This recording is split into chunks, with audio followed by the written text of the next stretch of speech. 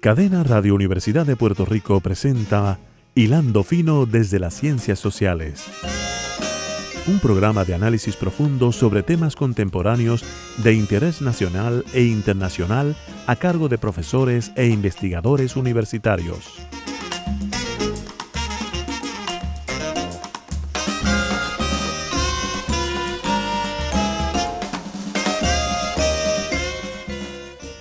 Muy buenas tardes, amigas y amigos de Hilando Fino desde las Ciencias Sociales. Hoy, como todos los martes a las 4 de la tarde, intentando traerles temas de interés, temas que ayuden al entendimiento de la realidad social de Puerto Rico, internacional, temas comunitarios, temas que esperamos que sean de su agrado.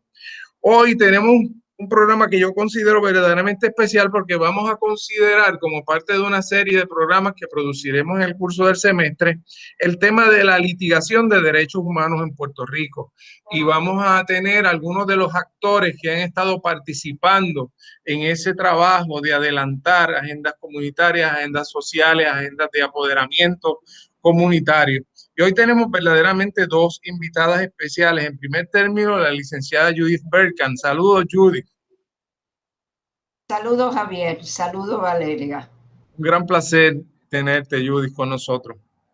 Y la licenciada Valeria Pelet del Toro, que la entrevistamos desde Nueva York, en donde reside en este momento y en donde está realizando su práctica legal. Valeria hizo su estudio de bachillerato en la Universidad de Harvard, luego estudió en la Universidad de Yale, sus estudios de Derecho, y ahí produjo un artículo muy interesante en la revista jurídica de la Universidad de Yale, dedicada precisamente al tema de la litigación de derechos civiles en Puerto Rico. Y quiero, Valeria, primero que expliques un poco de qué se trata ese ensayo, qué te mueve a hacerlo y cuál fue, vamos, la conclusión principal que pudiste derivar una vez te interesas en este tema. Pero me interesa mucho cómo es que llegaste a descubrir este pedazo de la historia de Puerto Rico que realmente no había sido tan estudiado hasta ahora, y creo que en ese sentido te felicito, has hecho una contribución a la historiografía de Puerto Rico y a un aspecto importante de la lucha por los derechos humanos en Puerto Rico. Muchas gracias, Javier. Pues mira, yo cuando empecé con la idea del ensayo tampoco sabía mucho sobre el project, así que, o sea, de mucho que no se habla el tema, que por eso me alegra que estamos hablando de esto hoy y que pues tu serie va a continuar a tocar sobre todas las luchas que han habido acá. Yo en el 2017 tomé un curso que se llamaba Law and Organizing, que como meta creo que tenía mucho que ver con tratar de quitarle un poquito de ese impulso a que uno estudie derecho como para ser el líder de cambio y que vas a resolverle todos los problemas a todo el mundo, así que eso como base para el ensayo pues creo que es bastante importante. Pero esto fue un poco antes de lo de María, y que por eso pues también ayudó a que pues volviera a conectar con este problema. Estudiamos un ensayo que se llamaba The Critique of Rights de Mark Tushnet, que pues él es parte de esta escuela de estudios críticos del derecho que tienen ese mismo planteamiento, o sea, cuán útil es usar el litigio como para de verdad facilitar el cambio social cuando, dada su perspectiva, o sea, no cambia mucho las condiciones materiales de ciertas comunidades cuando nada más crees que el litigio es lo que te va a ayudar. Tushnet es un poquito más extremo en que él básicamente dice que, o sea, la gente no debe esperar mucho de lo que pueda hacer el litigio, muchas veces es contraproducente a movimientos sociales y usando a un caso como Brown versus Board of Education, que, o sea, eso es casi leyenda en derechos civiles en Estados Unidos y la cultura legal acá, que aunque fue importante, fue impactante y sigue siendo un caso que pues es instructivo para muchas cosas, cuando tú investigas, ¿han cambiado las condiciones para los negros en Estados Unidos? No, las escuelas siguen segregadas acá. Y él usa eso como un buen ejemplo, o sea, para decir, mira, tanta gente puso tanta energía en este caso y no pasó mucho. cuando leí el ensayo, o sea, yo todavía estaba como cabeza de estudiante de derecho, que derechos civiles es lo mejor que se puede hacer, cómo es esto es así, y, o sea, pensando en historias que yo conozco de Puerto Rico, o sea, lo mucho que la gente ha podido hacer acá, dado las circunstancias, y pues empecé a conectar con personas dentro de mis grupos que conocían a más abogados en Puerto Rico, y en esas pues escuché por primera vez del project, que nunca había escuchado de él, y ya con eso pues seguí ese rabbit hole un poquito. Y fue más que conecté con personas que, o sea, eran familiares de Charlie Hay Maestre, que él fue instrumental en que se desarrollara el instituto, el caso de las carpetas, que podemos seguir hablando de eso después. Claro, claro. Déjame, ¿verdad? Decir que esta historia a mí me tocó mucho porque en el caso de Charlie, pues fue mi jefe en el Instituto de Derechos Civiles, una persona que murió demasiado joven, pero que fue una persona extraordinaria en la defensa de los derechos civiles, los derechos humanos, en el acceso a la justicia.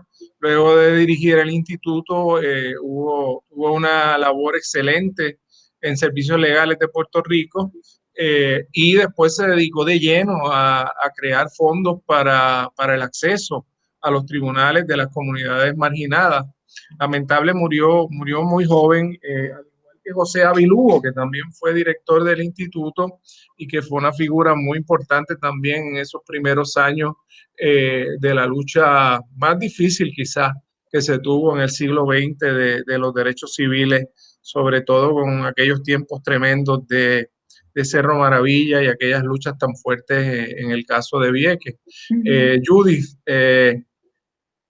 tú como profesora de Derecho, ¿cómo reaccionas a esta investigación y a esta pregunta que se está haciendo Valeria de cuán útil es defender los derechos civiles en un contexto colonial como el de Puerto Rico?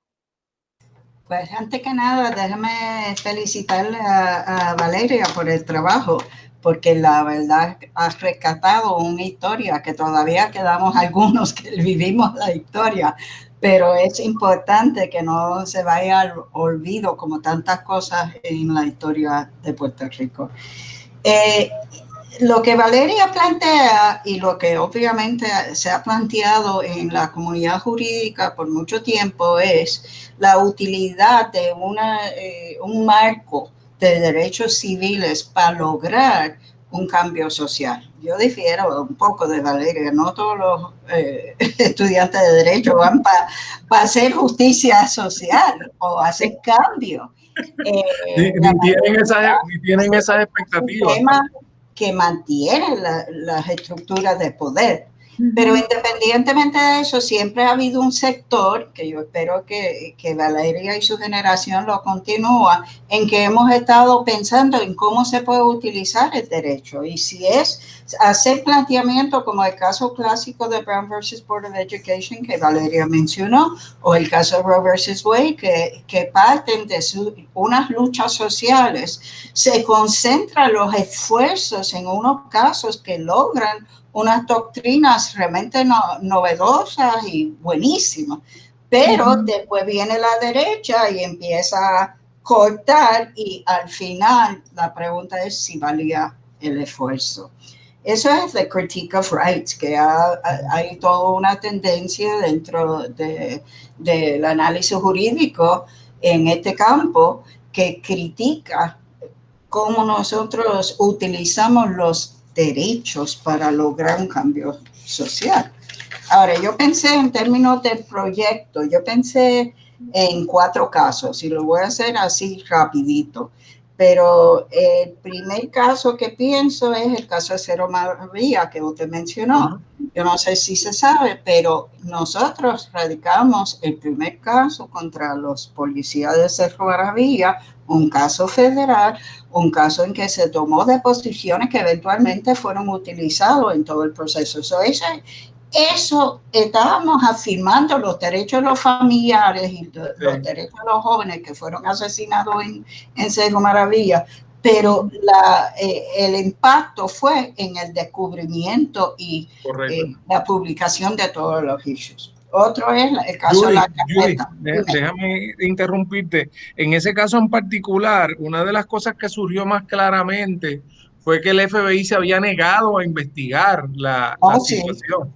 Y eso ayudó mucho a la denuncia Las pública. acusaciones federales vienen solamente después de la investigación en la legislatura, que a su vez partió de muchos materiales que se habían desarrollado o esclarecido a través del descubrimiento de pruebas. Porque tanto, obviamente, la división de inteligencia, más nombrado, la división de inteligencia de la Policía de Puerto Rico, bajo Desiderio Cartagena, si algunos de los oyentes se acuerdan de esa figura, ese personaje, tanto la división de inteligencia como los federales, el FBI, que estaba actuando conjuntamente con los locales, tratando de taparlo.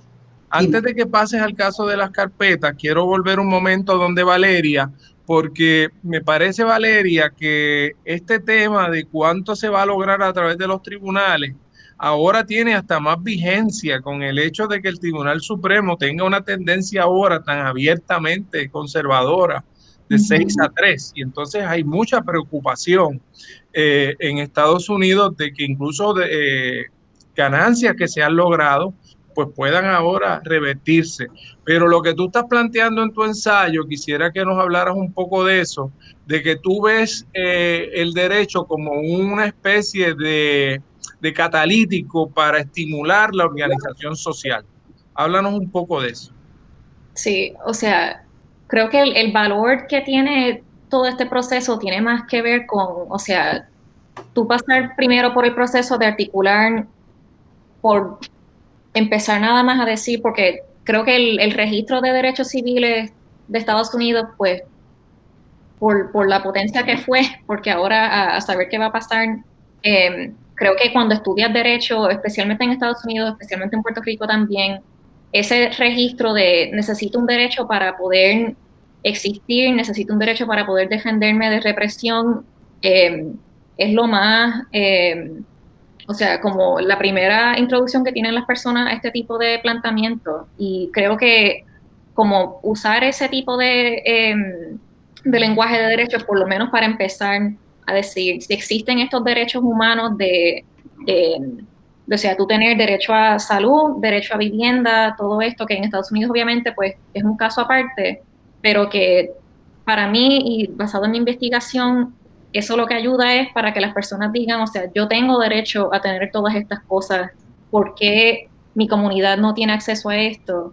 Y pueden usar los derechos por lo menos de primera instancia para decir, esto es lo que nosotros debemos aspirar como comunidad y, o sea, poder crear realidades alternas, porque en el sistema que existe en Puerto Rico, pues no, obviamente no le funciona a muchas personas, en Estados Unidos es similar.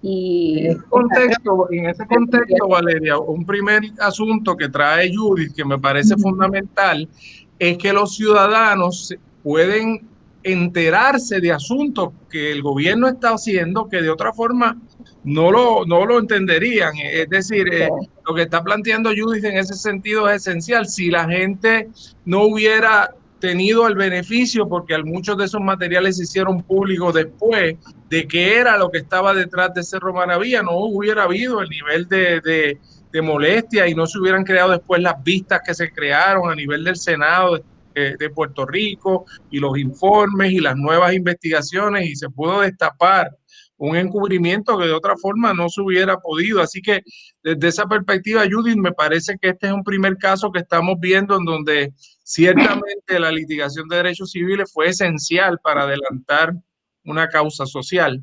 Tú ibas a hablar, Judith, del caso de las carpetas. Sí, y antes de Judith, perdona que te interrumpa, pero eso era lo segundo que quería decir. Ahora me puedes escuchar, ¿verdad? Sí, déjame, Valeria quiere hacer un comentario. Technologically impeded. No, está muy bien, esto va súper bien. Valeria, si querías decir algo más y regreso con Judith. Sí, rapidito, lo único que quería añadir era que, o sea, la utilidad del proceso legal, o sea, yo lo veo como en dos partes, lo que mencioné anteriormente, pero también como acabas de mencionar, o sea, las herramientas que te da el derecho para poder descubrir cosas que, o sea, Cerro Maravilla, que las personas tenían sospechas de que, mira, esto fue lo que pasó, a través del proceso legal pudieron, o sea, confirmar cosas que muchas personas en Puerto Rico pues decían, esto no pasó, eso fue vandalismo, cosas así. Así que eso también creo que es lo más importante que se puede sacar. Pero... Sí, yo creo que otro de los casos que se hizo ahora del instituto, porque primero estaba el Puerto Rico Legal Project del National Lawyers Guild y después se convirtió en el instituto. Ya en el instituto que se hizo el caso de las carpetas, y obviamente Javier, tú has escrito mucho sobre este tema, pero yo me atrevo a pensar que desafortunadamente que debe haber mucha gente en Puerto Rico que no sabe que se mantuvieron por décadas unos archivos, carpetas de más de 100,000, como 135,000 personas, por lo menos una tarjeta ahí en la división de inteligencia, que son los mismos que fueron los autores de Cerro Maravilla, la división de inteligencia de la Policía de Puerto Rico. Y a través del litigio, tanto el de David Noriega, el fallecido legislador del PIB, y posteriormente del instituto, se pudo revelar lo que se diría en inglés un treasure trove de documentos que nos puede ayudar a entender por qué hay tanto miedo en Puerto Rico, por qué hay tanta resistencia a la noción a la noción de afirmar la independencia como meta para Puerto Rico. Allí se documentó cómo la gente fueron negados sus estudios, sus trabajos, cómo les cerraban locales, le negaron permiso por el mero hecho de afirmar el derecho a la independencia de Puerto Rico. Sí, sí. Así es que el litigio en ese caso nos ofreció también, expuso algo que si no fuera por el litigio no se hubiese revelado. Y ahí de nuevo, ¿verdad? Ahí de nuevo, Valeria, estamos ante una situación en donde ahora ya no es tanto la carpeta esa de papel física, pero ahora hay una capacidad de almacenar información sobre las personas, como ha denunciado gente como Snowden y otra gente que deja chiquito en cierto sentido la capacidad de inteligencia que había en unas épocas anteriores. Así que se va moviendo, ¿verdad? Una de las cosas fascinantes de este tema de los derechos humanos es que es dinámico, ¿verdad? Va alterándose a través del tiempo. Valeria, cuando tú haces esta investigación, ¿qué fue lo más que te sorprendió de lo que fuiste descubriendo de esta litigación de derechos civiles en Puerto Rico? ¿Qué tú te llamó mucho la atención conocer? Me da la impresión de que te sorprendiste con muchos de los hallazgos.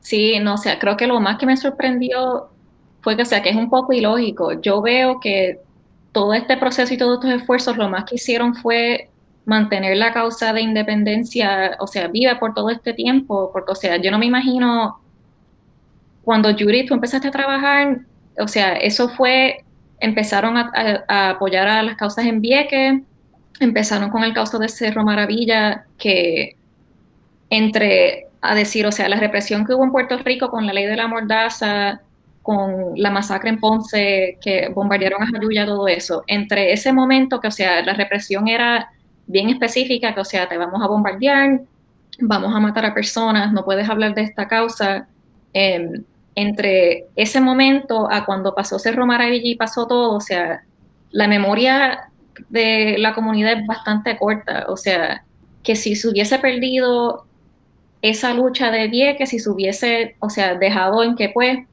hubo este asesinato en Cerro Maravilla y no se indagó más, pues no sé cómo vemos un cambio de ese miedo súper real de no querer hablar de alternativas para Puerto Rico a lo que nosotros vemos más reciente ahora, que, o sea, desde que que eso pues lo toco en mi ensayo un poco. En ese momento, en el 2017, todavía no se habían visto tanto protestas masivas en contra del colonialismo, en contra del régimen actual en Puerto Rico, y que eso pues en el verano del 2019 pues fue un cambio inmenso, que eso fue lo más como ilógico, porque al principio, creo que en ese mismo momento de represión, o sea, no se pensaba que el régimen de derechos civiles y que el litigio en general pues te iba a ayudar porque estás en una colonia, vas a seguir dándole crédito al sistema así como más colonial, pero que para mí eso yo veo que fue lo más que me impactó y lo más que me impresionó.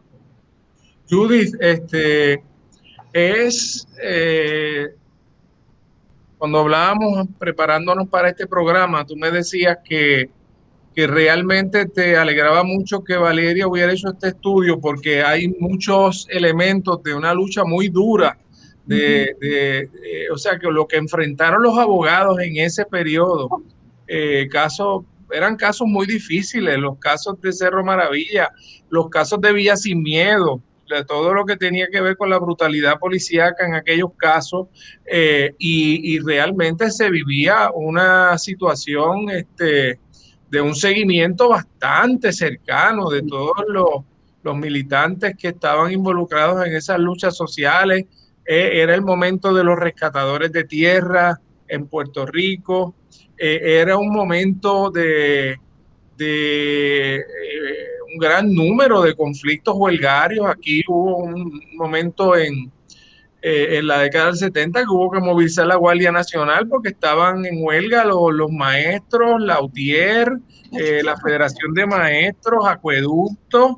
O sea que era realmente, aquí se vivieron momentos realmente dramáticos, ¿verdad? Y que yo cuando leía el artículo de Valeria decía, qué bueno que se está rescatando ese periodo tan, digo, no es que no hayan habido otros estudios, pero creo que este es el primero que pone su foco en el rol que tuvieron la litigación de derechos humanos. Mira, estoy lleno. Esa época, a finales de los 70, principios de los 80, cuando yo llego a Puerto Rico, y eran momentos bien difíciles, en un ambiente bien difícil para hacer estos planteamientos de derechos civiles o derechos humanos.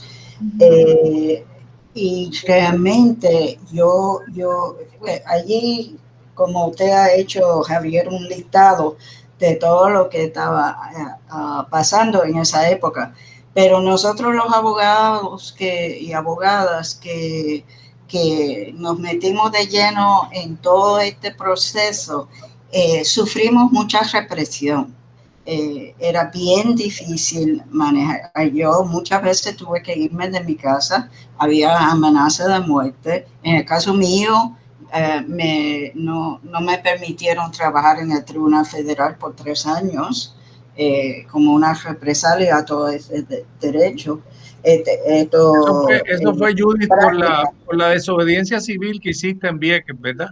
Sí, yo fui arrestada con un grupo que todo el mundo se acuerda ahora del proceso en el 2000, 2001, etcétera, y eso es sumamente importante, pero no se plantea que entre el 78, a principios de los 78, en febrero, cuando los pescadores bloquearon la marina, hasta como 1980 había un movimiento sumamente fuerte. En el mayo 19 de 1979 fuimos arrestados 21 personas en Vieques.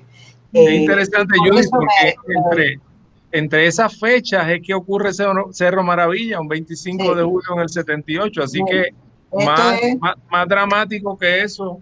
Sí, esto fue febrero 6 de 1978 que empieza esa lucha. Era una lucha constante de bloqueos, etcétera, en contra de la Marina. Y es apenas 4 o 5 meses más tarde, en julio de 78, que pasa lo de Cerro Maravilla. Yo creo que la lucha había que, curiosamente, de esa época, tú en parte demuestra una de las críticas que se hace a la afirmación de derechos. Tuvimos un juicio que duró 3 meses. El juez Torruella, cuando era juez de instancia, decidió que la Marina había violado la ley y había violentado los derechos de los viequenses, pero no dio el remedio. Y desafortunadamente yo creo que en algo la presencia de ese caso le dio una esperanza falsa a la gente de Vieques, que están contando con una justicia que nosotros no hicimos nuestro trabajo adecuadamente para asegurar que ellos entendieran los límites de un litigio de esa naturaleza. Y para finalizar ese punto, después de eso, empezando en el 79, empezaron los juicios contra los manifestantes. Y en noviembre del 78, en noviembre del 79, en una cárcel de Tallahassee, mataron de la Liga Socialista a Ángel Rodríguez Cristóbal. Y esa represión realmente tuvo mucho que ver con que se suavizara el movimiento. También en cuanto a los abogados, hubo un funcionario de la Marina de Guerra de Estados Unidos que era el liaison, el enlace, se llamaba Alex de la Celda, que fue el enlace con el pueblo boyacense, supuestamente, que se hizo una conspiración con unos de la derecha cubana en Puerto Rico, se unieron y hicieron una bomba en el Colegio de Abogados de Puerto Rico, una bomba. Y también sus planes eran volar los aviones de Vieques Airlines, donde viajaban los activistas y específicamente los abogados. Estas historias se nos olvida a veces. Sí. Y esa es otra parte de esta historia. Alguna de ellas, ha habido algunas investigaciones, ¿verdad?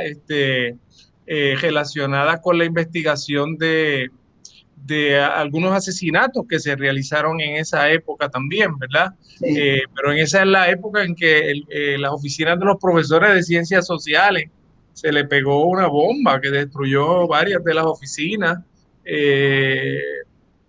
también contra Impresora Nacional, contra Claridad, contra locales del Partido Independentista puertorriqueño, locales del PSP.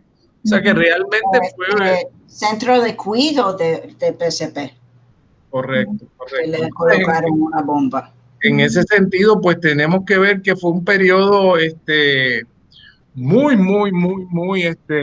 importante de la historia. Algunos jóvenes cubanos también que estaban favoreciendo tenemos el caso de Muñiz Varela, sí, claro, que estaba promoviendo la unidad con las familias cubanas de Cuba con las de Estados Unidos, y eso pues fue objeto también de una acción criminal. ¿Qué otros casos? Se me olvidó mencionar, perdóname Javier, pero se me olvidó mencionar del grupo de los arrestados por colocar las bombas en el Colegio de Abogados y la conspiración de robar materia explosiva de la Marina de Guerra. Incluía a José López, que era el alguacil principal en Puerto Rico del Tribunal Federal. Estaba muy activo en los arrestos de los luchadores de Vieques. Sí. Así mismo es. Bueno, pues vamos a hacer una pausa aquí en Hilando Fino de esta interesantísima conversación, y regresamos a la segunda parte discutiendo la litigación de derechos humanos en Puerto Rico, cómo ha contribuido a la lucha social, con Valeria Pérez del Toro y Judith. Regresamos.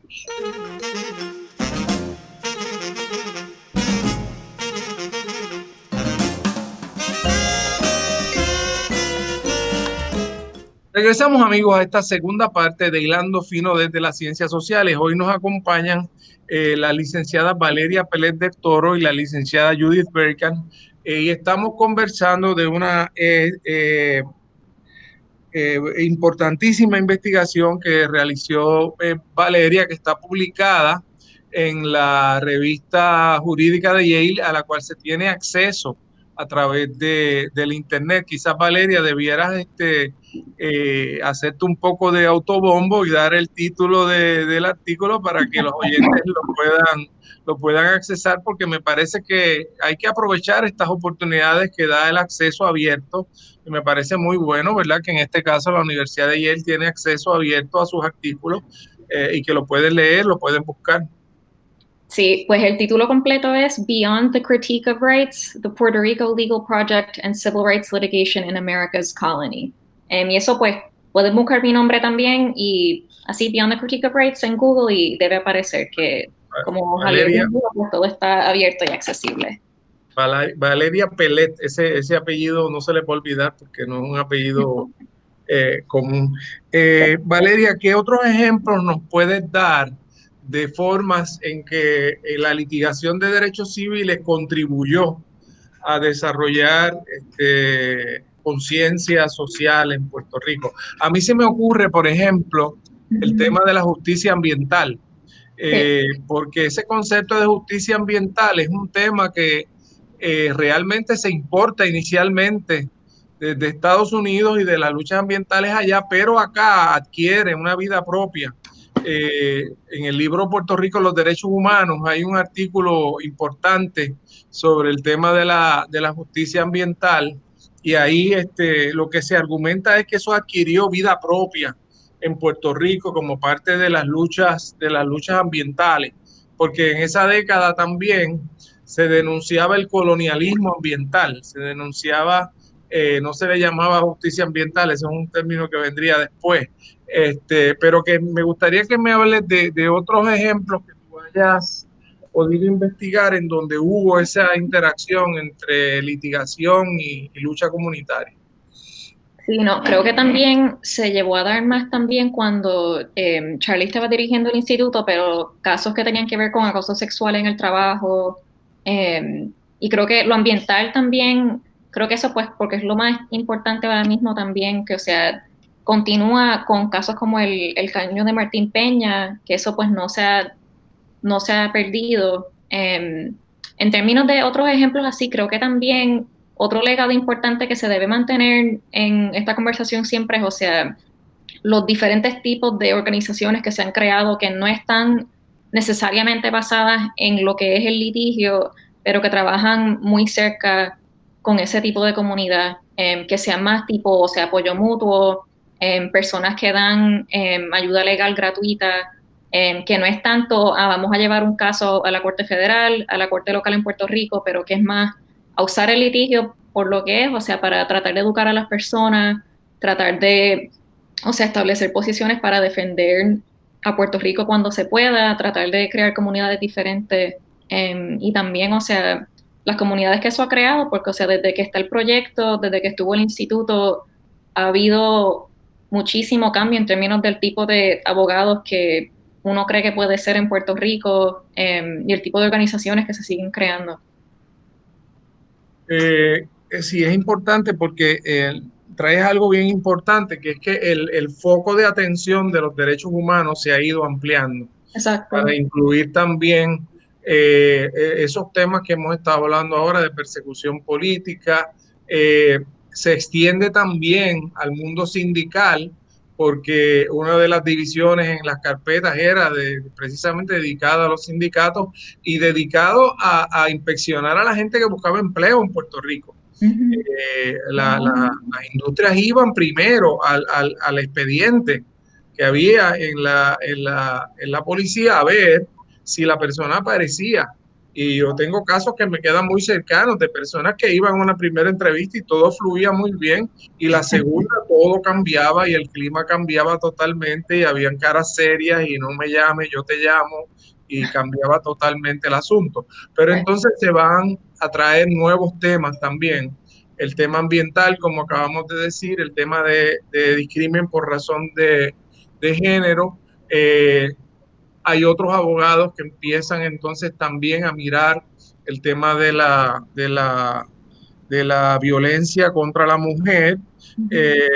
Y hay todo un esfuerzo, ¿verdad, Judith?, que se concentra en hacer una ley en contra de la violencia contra la mujer, que de hecho va a ser una de las primeras leyes que se van a lograr en Estados Unidos y en muchas partes del mundo, dirigido específicamente a tratar de prevenir la violencia contra la mujer. Y obviamente ese es un caso interesante también, en donde ha habido unos esfuerzos legales importantes, pero también hay unas tendencias en la sociedad que siguen manifestando una agresividad, una violencia muy grande. ¿Cómo lo ves, Judith? Pues fíjate, es interesante que traen el tema ambiental, para empezar, porque por su naturaleza las luchas ambientales, si son puramente a plano legal, no tienen sentido, porque no van a prosperar. Lo que esos son casos que realmente enfoquen en la relación entre el proceso legal, que es importante, y hay unos abogados y abogadas de excelencia que han hecho su labor de vida y son bien importantes, pero tiene que tener una relación con la comunidad impactada. Y ha sido en los mejores de los casos, la relación realmente dialéctica entre el trabajo en la calle y la comunidad y la concientización y su insumo en un caso legal sin que lo legal acapara. Entonces, sí. Y eso es siempre la lucha. En cuanto a todos los demás ejemplos que usted trae, y usted también, Valeria, debo decirle esto, Javier y Valeria, por ejemplo, los procesos en los 80 que llegaron a pasar unas leyes, la ley 17 en cuanto a la violencia o el acoso sexual en el trabajo, la ley 54 en cuanto a la violencia de género. Todo esto hay que marcarlo dentro de movimientos sociales, porque si no, pues pueden ser letras muertas por ahí, porque hay que educar a la policía, hay que tener perspectiva de género en la educación elemental, pero todo, si la parte legal se ve dentro de un contexto de mayor impacto social, pues se está haciendo bien. Antes de terminar, quisiera mencionar lo que tú dijiste, Javier, de que se está expandiendo, todo esto están expandiendo derechos. Cuando yo estudié Derecho, pues las mujeres no podían ni firmar contratos si estaban casados, ese tipo de cosas. Ha habido mucho cambio a través de los procesos legales, pero siempre depende de ese aspecto de la organización comunitaria, no se queda en nada. En términos generales, Judith, ¿verdad? Toda esta reflexión que se ha hecho a partir de la muerte de la jueza Ginsburg es un buen tema también, porque en cierto modo, como tú dices, es una relación dialéctica, ¿verdad? Ella forzó unos cambios culturales que ya estaban ocurriendo en la sociedad, pero la litigación ayudó como agente catalítico, ¿verdad? Que en ese sentido quizás es otro buen ejemplo de cómo en ciertas circunstancias sí se pueden utilizar ciertas avenidas legales para adelantar agendas sociales. Se me ocurre que es como interseccional, ¿verdad? O sea, Valeria, uno litiga casos de derechos civiles, surge más información, esa información la prensa muchas veces la captura, al capturarse esa información llega a líderes cívicos, a organizaciones que la utilizan entonces también en su organización, y cuando se da ese vínculo es que entonces se adelanta temas de derechos civiles. ¿Qué otro ejemplo se te ocurre, Valeria, de tu investigación? ¿Tú te sientes segura de la conclusión a que llegaste de la aportación importante que se hizo de litigación de derechos civiles en el caso particular de Puerto Rico. Sí, lo que creo que, o sea, que creo que también en mi artículo yo lo dejé un poquito abierto ya para el final, porque creo que en el momento histórico que estamos ahora es bastante diferente, así que no creo que en términos de enfocarse de nuevo en que pues el litigio sigue siendo como algo para defender en contra de una represión bien específica, que ya sea como, o sea, que no tengan las personas acceso al trabajo, que haya un poco de represión así más obvia. Creo que eso, o sea, aunque continúa a darse en Estados Unidos, en Puerto Rico creo que ha cambiado un poco. Pero casos nuevos que no están en mi artículo, porque pues se publicó, eso toma como año y medio en que te publiquen las cosas.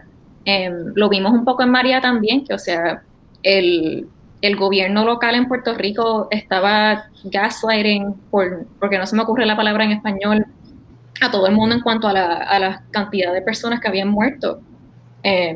Y fue gracias a un caso que trajo el Centro de Periodismo Investigativo y creo que CNN también, que los obligaron al gobierno a que sacaran más estadísticas que estaban más cerca de lo que de verdad había pasado, y aunque también eran estadísticas bajitas, porque, o sea, fallecieron miles de personas, pero que en ejemplos así, o sea, se sigue viendo que dentro de la represión doble que existe en Puerto Rico, tanto al nivel federal como ciertas personas que, o sea, siguen en la élite política en Puerto Rico, el litigio sigue siendo una herramienta bien poderosa, en mi opinión, por lo menos. Pero yo estoy de acuerdo que algunas cosas han cambiado, algunas para bien, ¿verdad? Y creo que Judith va a estar de acuerdo conmigo que Puerto Rico por lo menos está recibiendo más atención en los medios, sobre todo a partir de la situación de María, de los terremotos,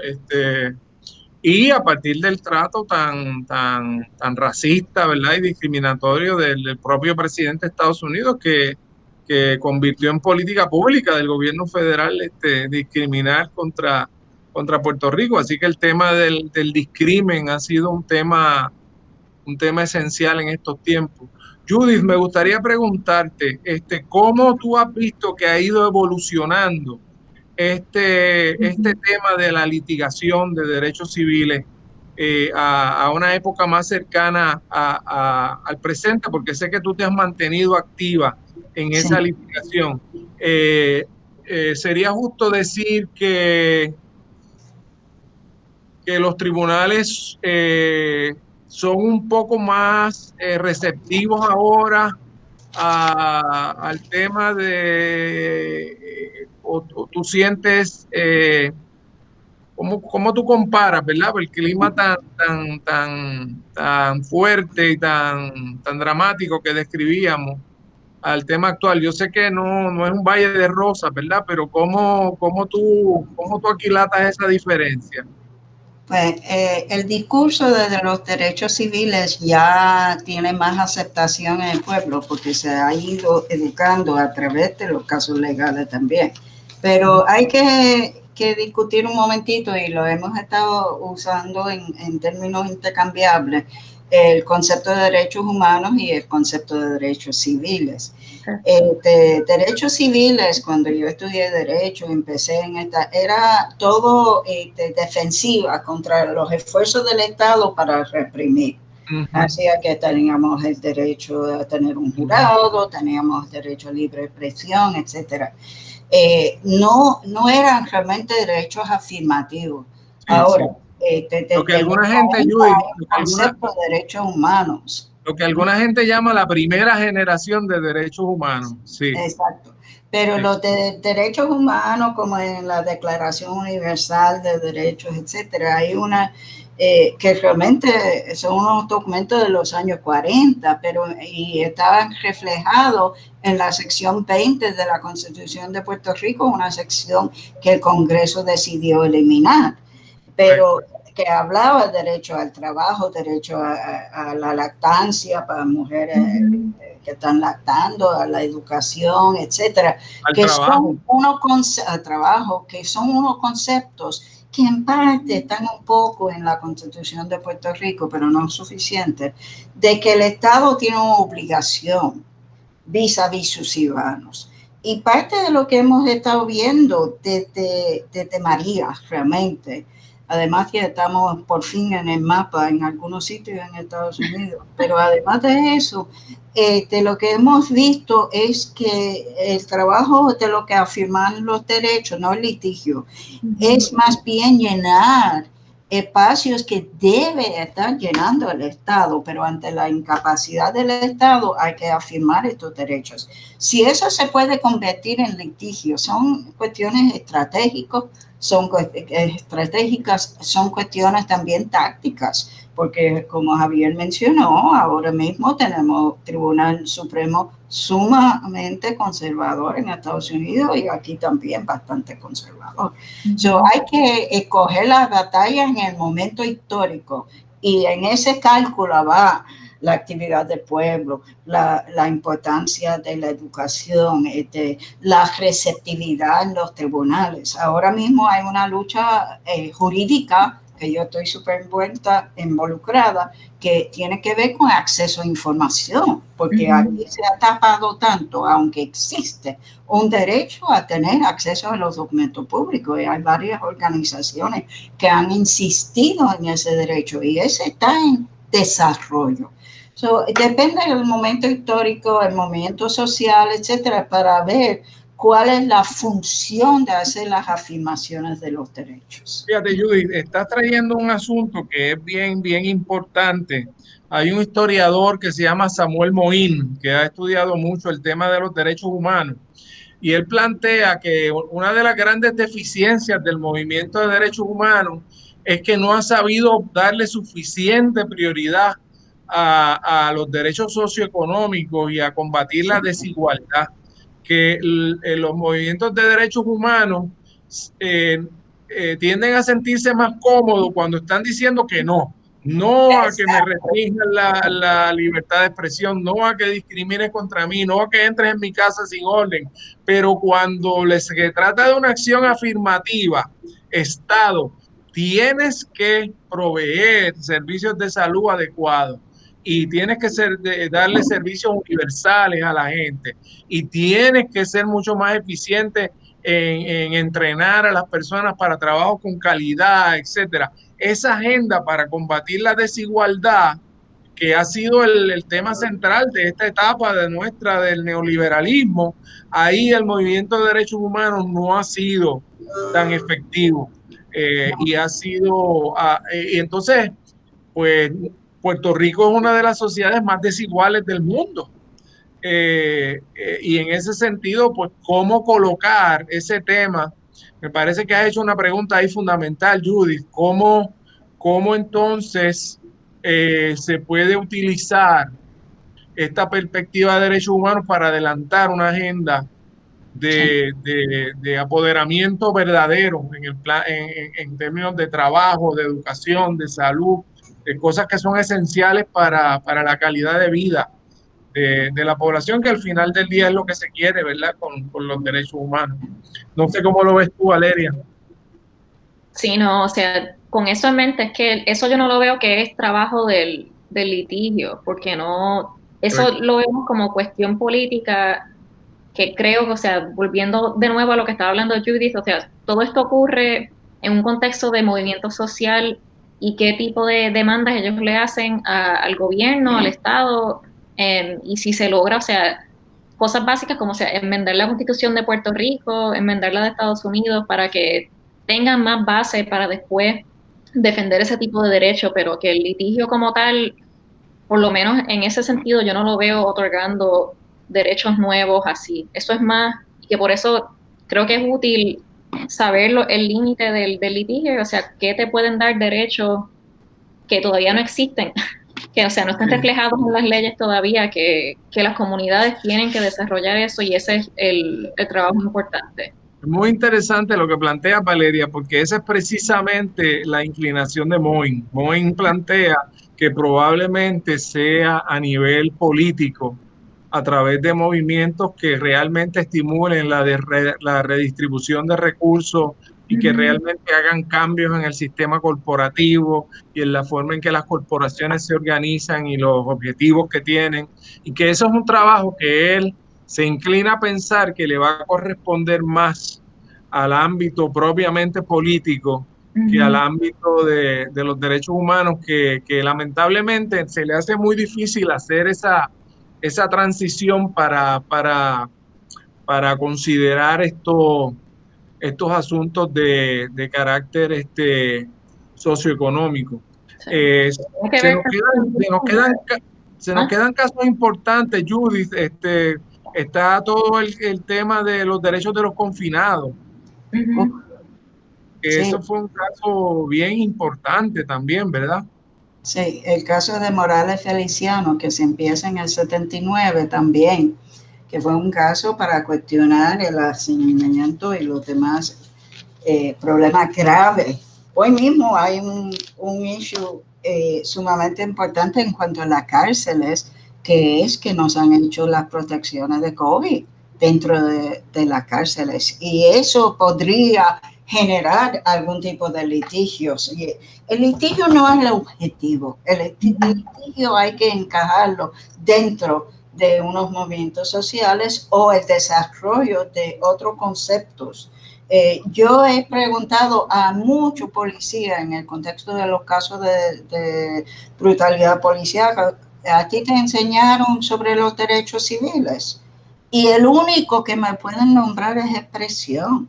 O sea, los policías en Puerto Rico, además de muchas comunidades, y yo sé que el profesor Correa en la Interamericana ha hecho trabajo también de ocultar cuáles son las visiones de derechos humanos que tiene la población, y hay taller para complementar. ¿Ibas a decir algo, Valeria, y te interrumpí? Sino que era más pregunta para los dos, porque creo que esto sigue siendo una pregunta bastante abierta, o sea, que en términos de que si los derechos humanos pueden en alguna manera, o sea, crear más derechos afirmativos para las personas en Estados Unidos, por lo menos, porque eso es lo que he estudiado más, lo he visto más en que, o sea, dado a quién está en posiciones de ser juez, se crean ciertos tipos de derechos, obviamente, o sea, es expresión de corporaciones, hay como más espacio para derechos que son, en mi opinión, o sea, más reaccionarios, más de derecha, que no es decir, o sea, que cambiar el tipo de juez que esté en todos estos lugares va a cambiar, que este sistema pues refuerce derechos, pero que nada, que me pregunto eso también. Déjame contestarte brevemente para darle una oportunidad a Judy. Yo creo que Estados Unidos es un país particularmente hostil al discurso de derechos humanos porque considera que los derechos humanos son derechos constitucionales de su constitución.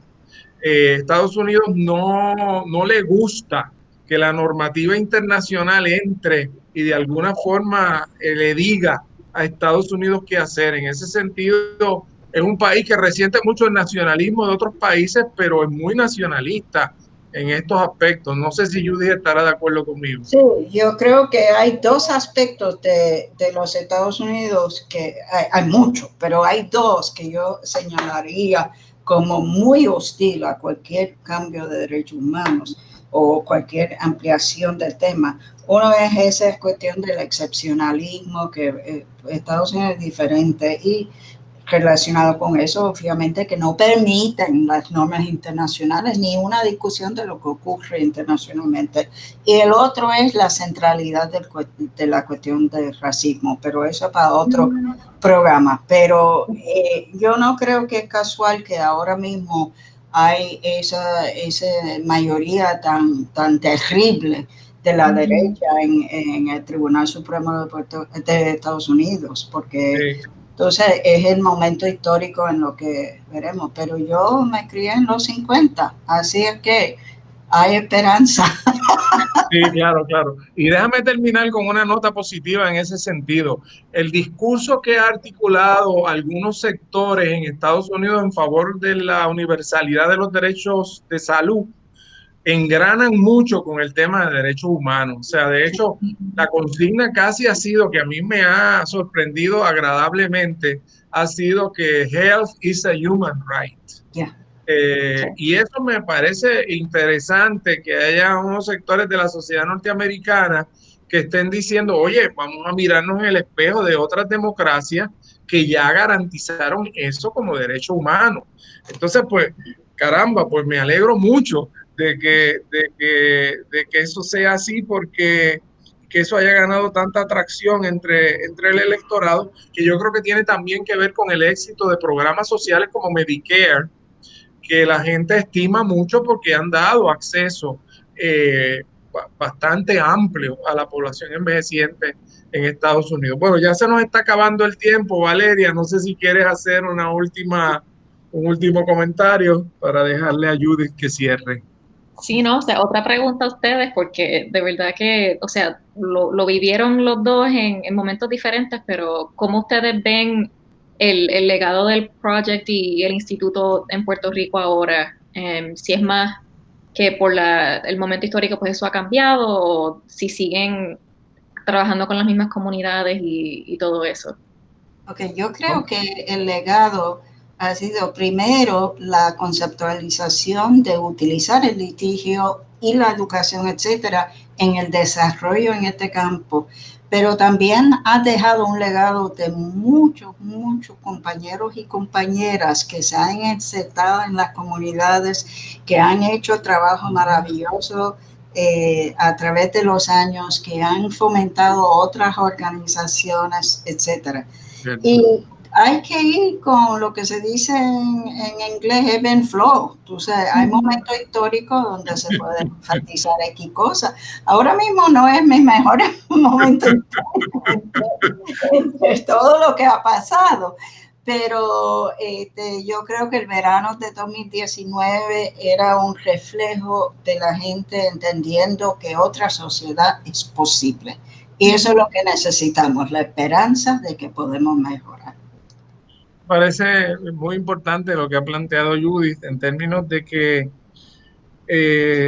el abogado que esté preocupado en la situación de derechos humanos tiene que tener las antenas muy bien puestas de cuáles son la correlación de fuerzas sociales en momentos dados, cómo están los tribunales, a dónde se están inclinando, y eso en cierto modo va a darle una brújula de por dónde entonces su labor es más efectiva. Y por eso quizás, volviendo al principio de este programa, Valeria, pues me alegro mucho que hayas cogido ese curso en tu escuela de Derecho, que te haya interesado en este tema y que esto te haya llevado a descubrir un capítulo tan importante de la historia legal de Puerto Rico. Por eso te damos las gracias. No, gracias por crear un espacio para seguir discutiendo esto. Gracias a Judith por estar con nosotros. Gracias. Señores, se nos ha acabado el tiempo. Será entonces hasta la próxima semana en Hilando Fino. Cadena Radio Universidad de Puerto Rico presentó Hilando Fino desde las Ciencias Sociales.